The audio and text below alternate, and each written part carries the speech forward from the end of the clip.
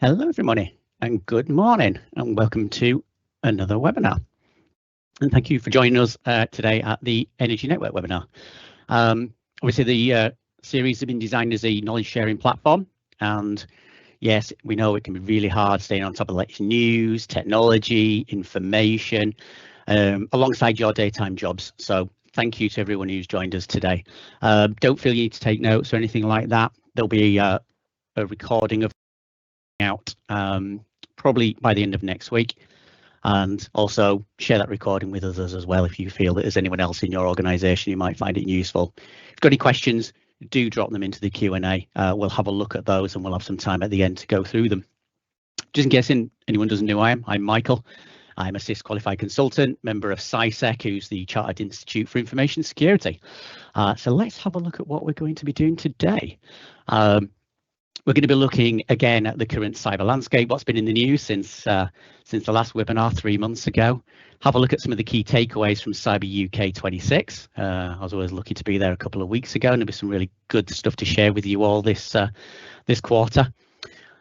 We're going to be looking at the main topic of today, which is building an evidence base for OT security, and also if you're going to prioritise those investments, where you're going to prioritise it for the best effect.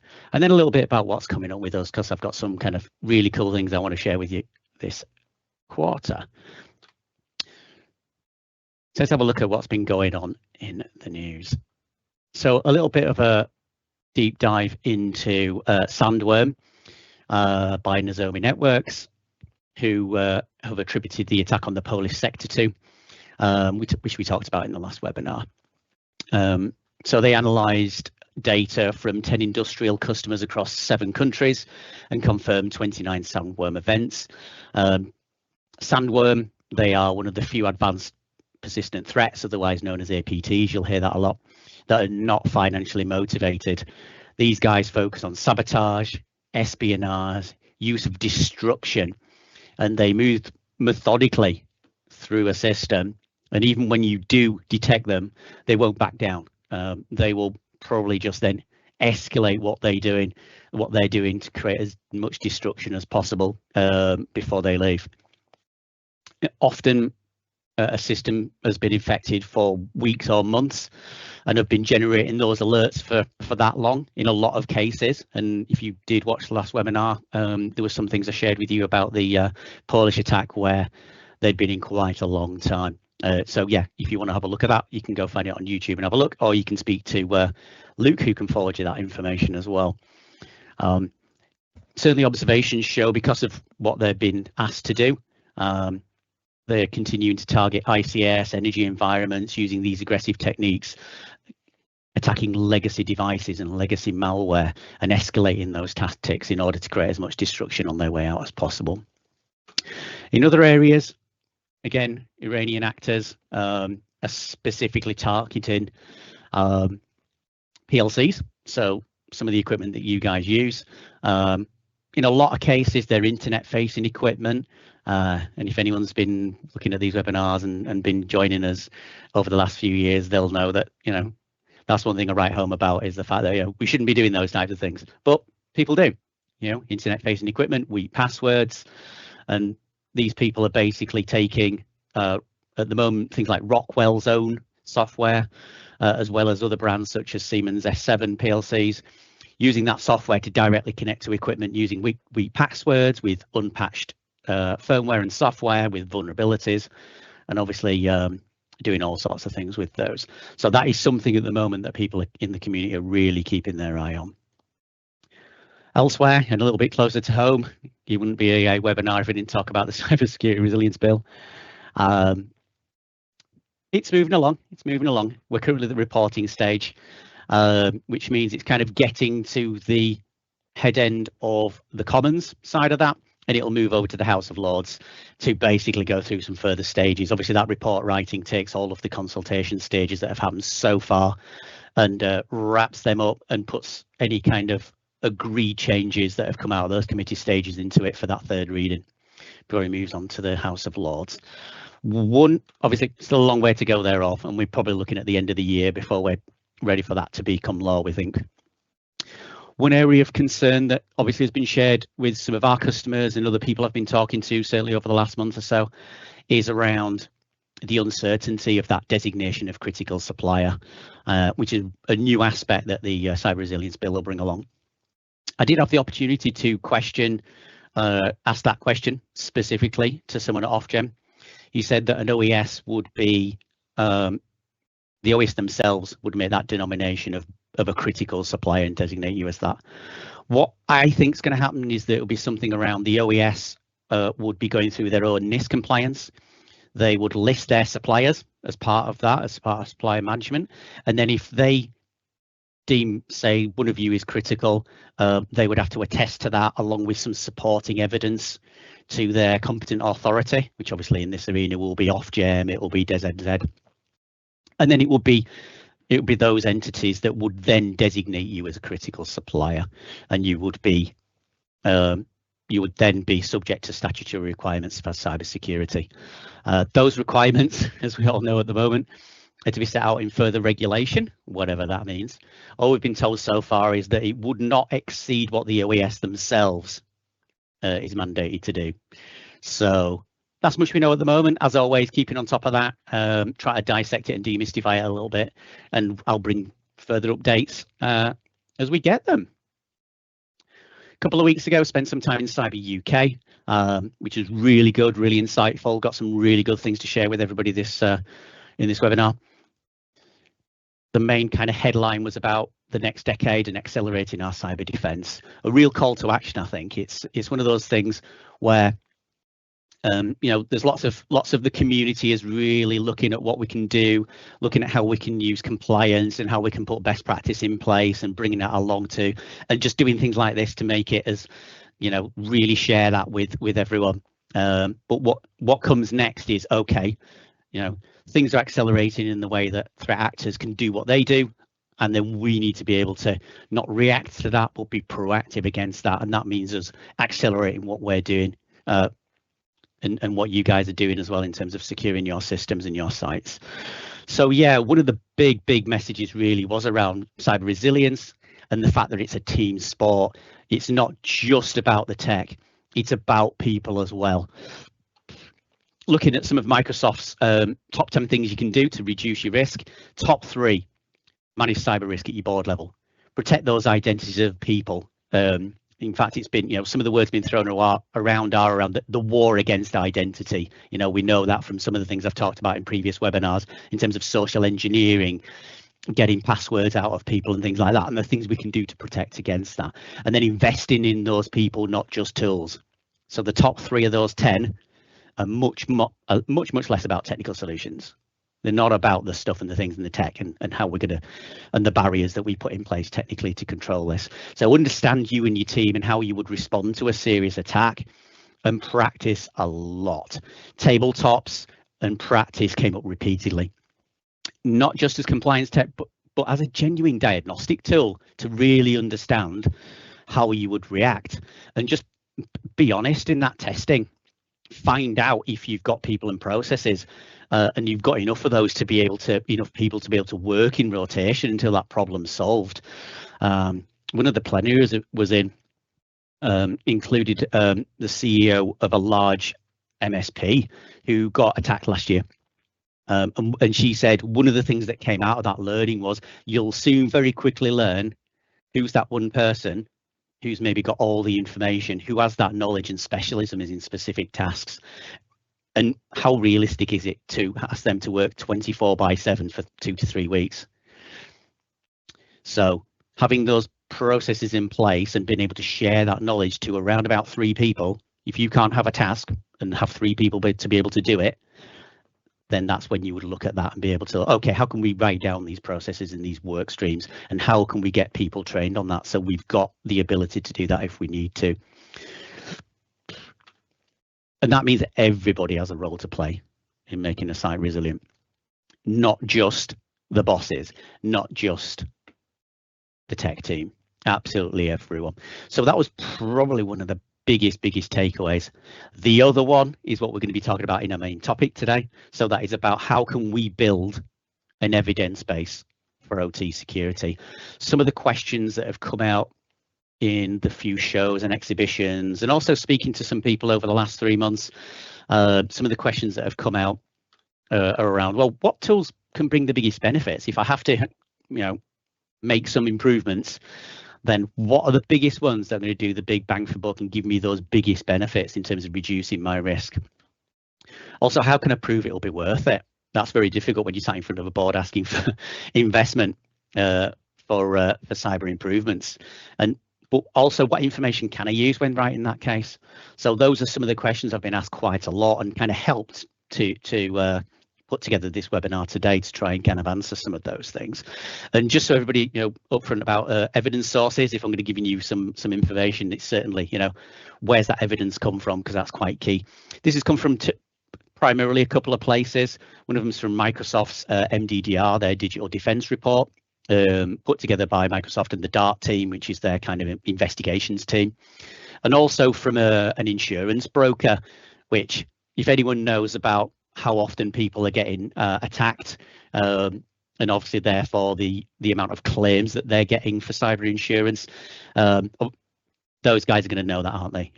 And also the likelihood statistics from insurance actuaries, which are the kind of mathematicians and the people who work out how premiums are generated based on the historical evidence that they've got, is really good. So it was really, really good for me to see that for the first time, and obviously really good for me to share that with you, because if anyone knows what's happening and therefore how much is it potentially going to cost you, it's these guys. So yeah, it's been really good to kind of talk to them and bring you that today. So let's have a little look at this chart. It certainly looks a little bit complex, doesn't it? But we'll go through it. So this here is the length of time in days between the after the event and it's been investigated, from the first set of logs of when somebody was in to the last ones before they either make their attack or they've made their attack and then they're just doing some stuff and cleaning up and deleting all the logs and then escaping again. So as we can see from here, far the worst research in academia, so schools, those types of things included in all that kind of thing. And energy, approximately 2 months. So there's approximately 2 months worth of logs. The average for that is around about 58 days. So energy is about the average for that, so pretty much 2 months worth of logs and information that proves that somebody was in a system. The dwell time for that we're going to be talking about on the next slide, but that's around about 12 days. And then the average time to engagement is around about 9 days as well. So this chart here, again, there's energy. So this is the dwell time in days. So the dwell time is the amount of time that they were in your environment before they were detected. And again, there was some of them up to 6 months, as you can see here. So again, in education, research, and academia. Energy, actually, where the actual monitoring and the MDR and other such things are in place, that detection was probably a couple of days average, which is pretty good. But we actually know from the Polish attack that that threat actor was in that system for 9 months in some of those. So clearly, yeah, way and above any of these average statistics. So the more you can put in place to make sure you can detect and then either automatically or otherwise do something about that when you find it, the better. And some questions to ask really around that is, does your security budget support your ability to rapidly respond? Because that's what it's about, isn't it? People might do the quick things and the things that reduce risk quickly, but actually if something does happen, then your ability to see that happening and rapidly respond is a different matter entirely. And that's where monitoring and things like having SOC and SIEM come into play in terms of really reducing that time frame. Do you have any clearly defined roles and responsibilities? We talked about how to practice and practice a lot. Having those defined roles and responsibilities are really absolutely key, because when something bad is happening, and again, this is something that I learned from some of the sessions I was attending. When something bad is happening, yes, okay, tech fails, but actually under that pressure, that's when people can fail too. So making sure people have defined roles, defined responsibilities, that then people know what they're doing in the event of an issue is absolutely key. And are you supported by by a detection or security operations team. As we said, reducing that dwell time is really key to really holding back an actor and really reducing the effect of what they can do to your systems. So finding out as quickly as possible is absolutely key. And do you conduct proactive threat hunting and support with threat intelligence? There are some MDR teams that can do that too, and that's fantastic. Again, I've got some news coming up at the end where I'm trying to help out a little bit with that with you as well, so stay tuned for some of that. But yeah, do you have a way of actually looking at that and being able to do things proactively, such as let's get firmware updated in a timely manner, not wait until you've been attacked and go, oh yeah, we're on some really old firmware that's really weak. It's too late now, you've already been attacked. So being able to know that up front and being able to do something about it. So this graph here, put together by, again, Coalition, the insurance broker, is a breakdown of root cause and the method of access for the ransomware claims that they get. So what's really interesting here is that 45% of all ransom insurance claims are attributed to a compromise of VPNs. So those are the dial-up type that people on laptops and things would have to get into systems. And then 22% of those ransomwares are also attributed to weak remote desktop access. So I think that should be a pretty stark figure. Almost 70% of all ransomware claims, the primary method of attack are using the systems that engineering staff and third parties are coming into your energy sites. So that is a big statistic, I think, that you should be able to take away and go, look, this is a massive hole. And if we need to do, what can we do to be able to have the biggest bang for buck on fixing that as our starter for 10. And obviously people talk about securing firewalls and making sure they're really secure and things like that. But as we can see, the attack on people and the way that people get into systems far outweighs somebody sitting there trying to hack a firewall. So how do you prioritize those investments? So we've come up with probably 3 ways that you can have the biggest impact and getting rid of that chance, 70% of all claims that you might end up being in. MFA, the first one. And just in case people don't know what MFA is, something you know, something you have, and something that you are. So that is, just in case people again don't know what those are. The first one is passwords and pins. So those are the things and the passwords and things you'll get into your computer with or your PIN code. It'll be something that you have, such as a phone, and you'll have your authenticator app on there or something like that. And then something that you are, such as your fingerprint or facial recognition. So MFA is at least 2 of those, not of the same one. So it's not a password and a PIN. It has to be a password and then say something else, such as facial recognition. It reduces cyber risk by up to 99.2%. That's according to both Google and Microsoft, very close to each other in terms of the percentages, but it's around about 99%. One little caveat to that that's relatively recent is around the use of SMS-based MFA. The failure rate goes up to 4 times greater than app-based, mainly because of, again, we know from the 3 attacks last year on Co-op and Harrods and Jaguar Land Rover, that one of the ways in was to do commit SIM fraud first and then go through and actually trying to get into a system. And of course, we've got your phone number, so I'll get the same text that you do.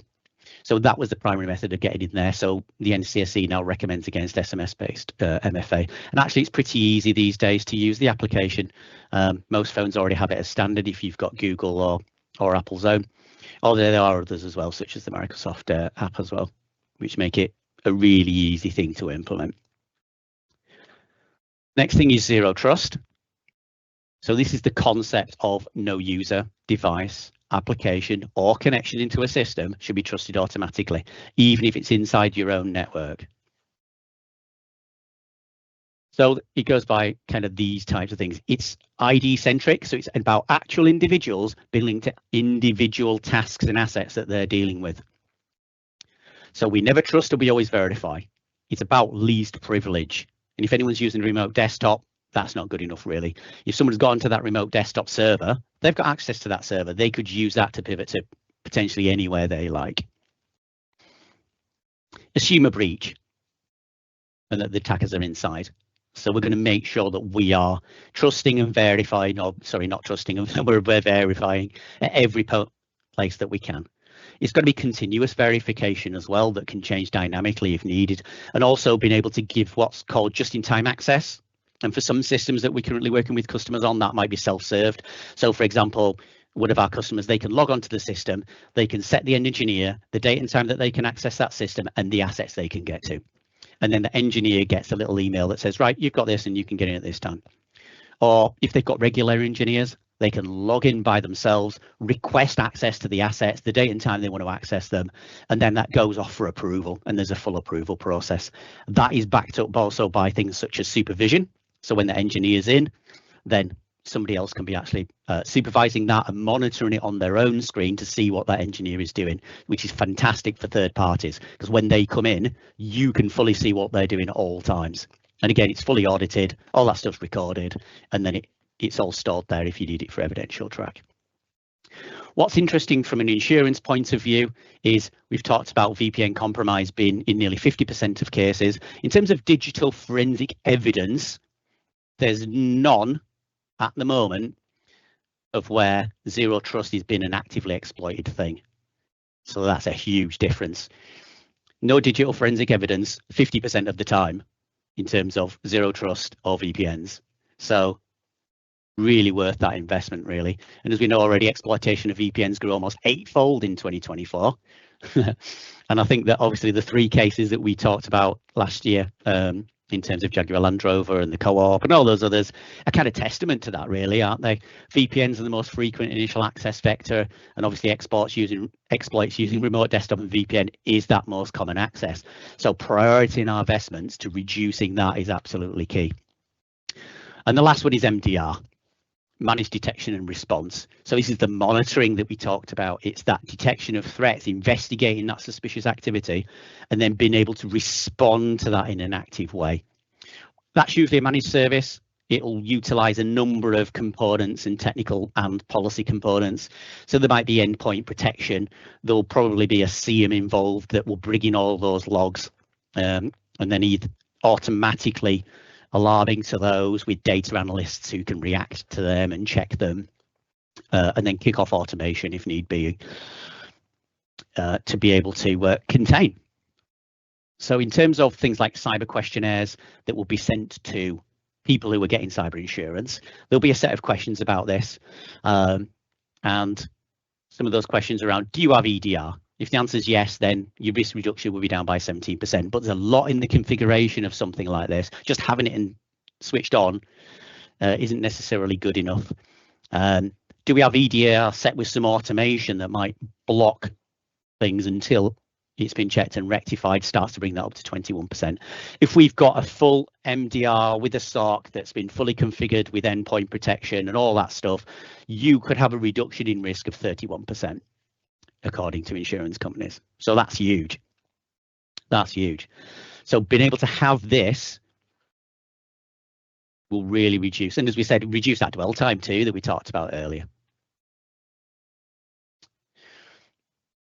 So this piece of information came from Sophos, and this is the average insurance claim due to cyber attacks.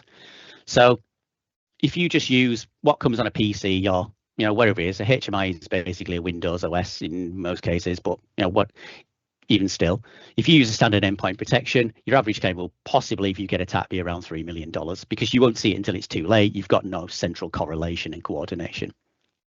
If you start using EDR and XDR products, you're going to be somewhere around the $500,000 mark. If you employ full MDR as a managed service, then the average claim will be reduced down to approximately $75,000. And say that information's come from Sophos. That means a reduction in claims of potentially up to 31%, reducing that severity of an incident, which is absolutely key. And we can tell from those dwell times we talked about earlier by 97%. And obviously that means that criminals hate it. They're going to find other ways in, or they're just going to give up and go somewhere else. So they absolutely hate this stuff. So just to kind of round up that, MF, 3 key ways that you can reduce your risk by up to 99% and reduce your impact by and the actual kind of impact after an event by 97% using MFA, implementing a zero trust architecture for how engineers, third parties, and how those HMIs are connected into the system, and implement a managed detection and response.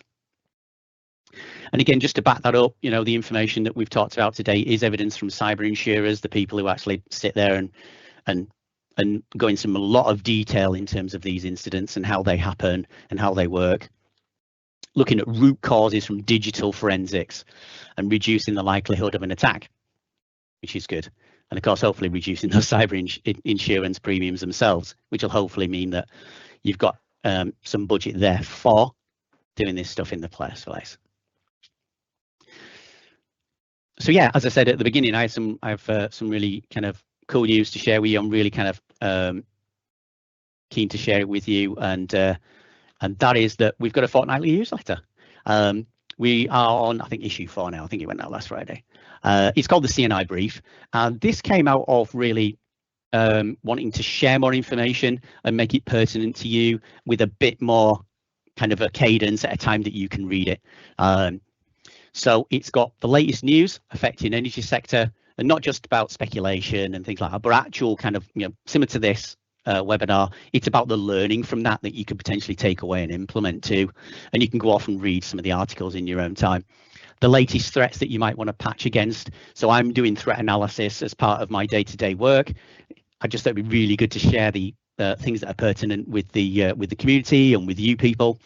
So if there's any particular pieces of equipment or software or systems that I come across where there's some things that you might want to patch against, that'll be included in there as well. It's fair to say if you're one of our customers and it's equipment that we look after, we'll have already got our teams working on that, which is really good. And you can always come and check with us, obviously, but it's just a good insight. And again, linked to some latest insights. So I think one of the last things I did was a write-up on Cyber UK. But there's a few things on our website in blogs and things like that, and it'll link to a few of those and some other things that are happening in the community that I think it'd be really good and really useful thing for you. And also a little bit about what we're doing. So it might be about the next webinar or the next show I'm at that it'll be really cool if you can, you can contact us and say, oh, I'm going as well. Let's have a meeting, and have a chat. So yeah, that is our newsletter, the CNI Brief. Hopefully there'll be a link going into the chat. If not, we'll get it sent out, or you can always ask Luke, reach out to him, and we can always get you it that way. Also, if you look on LinkedIn, you find I post that every 2 weeks anyway.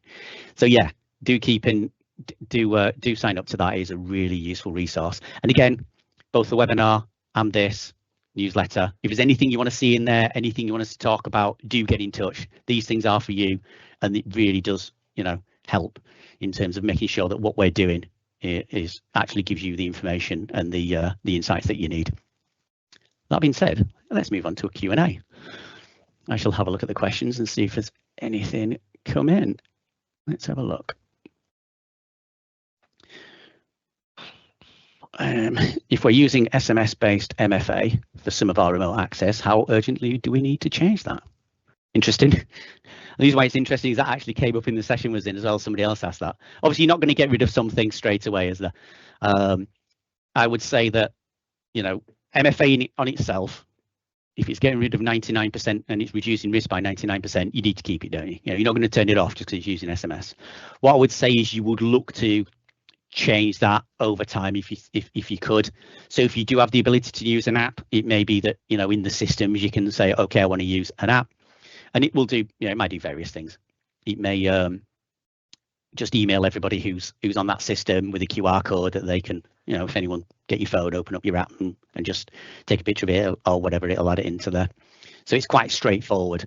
Again, any problems, give us a shout on that one. But it is a relatively straight thing to migrate to. But absolutely, you wouldn't get rid of SMS MFA at this point if it was your only line of protection.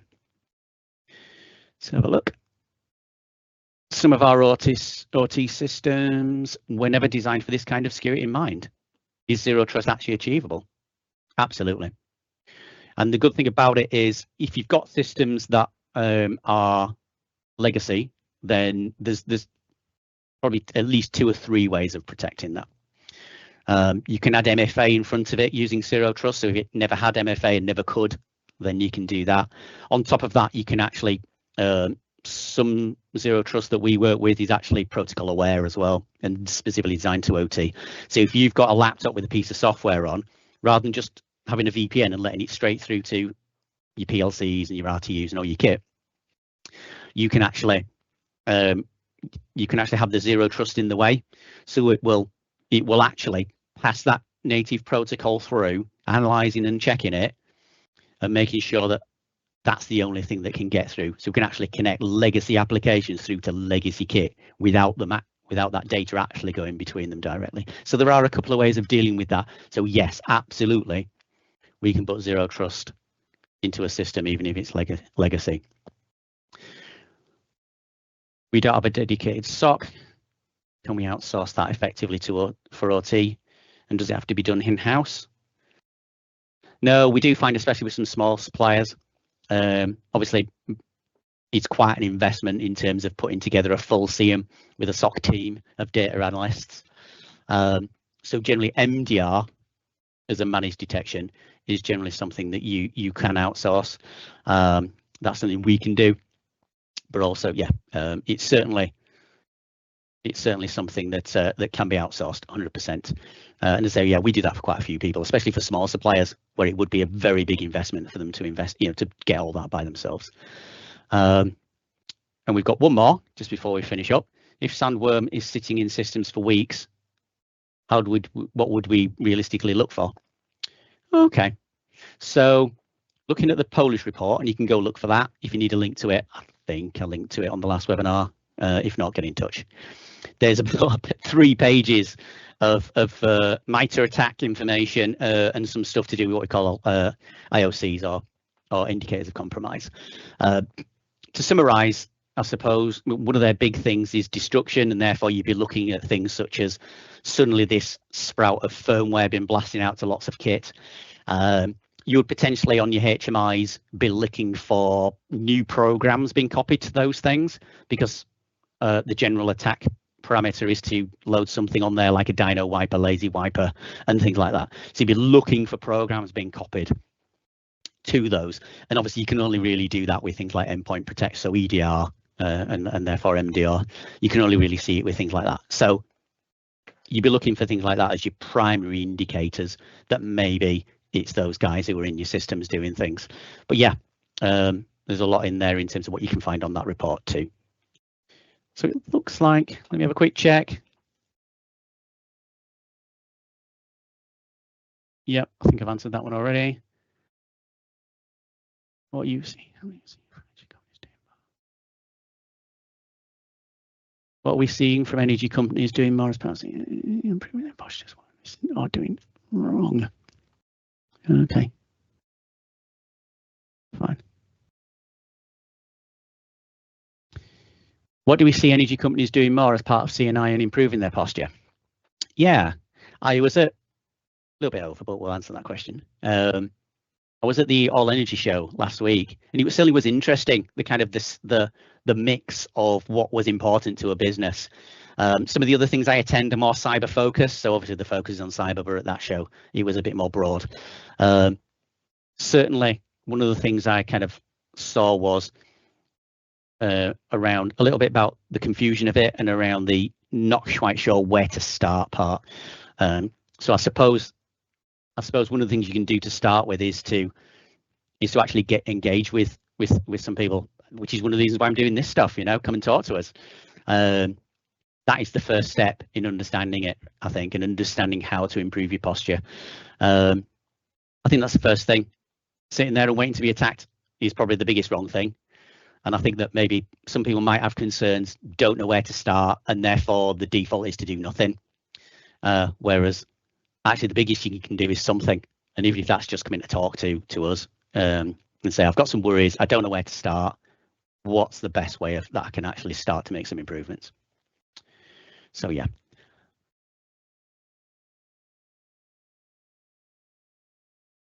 And so our next webinar will be in August. And as I say, look out for the the newsletters that come every 2 weeks as well. We'll be discussing again the latest information, innovations, what's going on. Again, if you've got anything you want us to talk about, do send us a message. And yeah, we shall be back on the 20th of August. Thank you very much and goodbye.